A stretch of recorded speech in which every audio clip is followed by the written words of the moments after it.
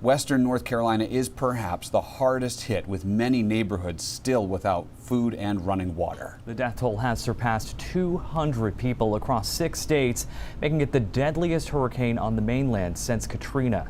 NBC's Sam Brock has more. The raging floodwaters may have faded, but the fallout from historic levels of rain and violent winds have left communities from Georgia to North Carolina virtually unlivable. We have got to rebuild everything. North Carolina now reporting at least 109 deaths.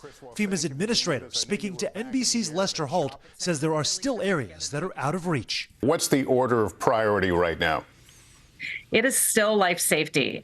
There's a lot of search and rescue teams here on the ground. The Swannanoa fire chief telling us replacing the water pipes and fixing the roads above them will require plenty of time. I was born and raised here, and this is, I don't think there's a word to describe it. I don't know how long this is going to take. And power is still a problem too. The Carolinas and Georgia have some 700,000 customers in the dark as the National Weather Service released this stunning image from space a day after Helene made landfall. A big swath of the region just black. This storm is easily the most destructive that I've seen. Bruce Hudson works for Skyfire AI, a company that uses advanced drone technology to help governments and even private companies track tough terrain. He gave us a first-hand look at the search for the missing in Burnsville, North Carolina. It looks like half the road has just been cut off, and it's just slid into the river.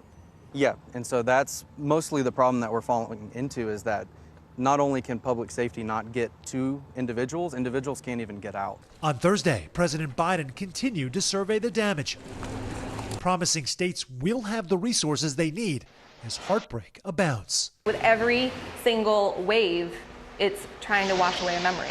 And a race that continues to find loved ones who remain unaccounted for. That was NBC's Sam Brock reporting.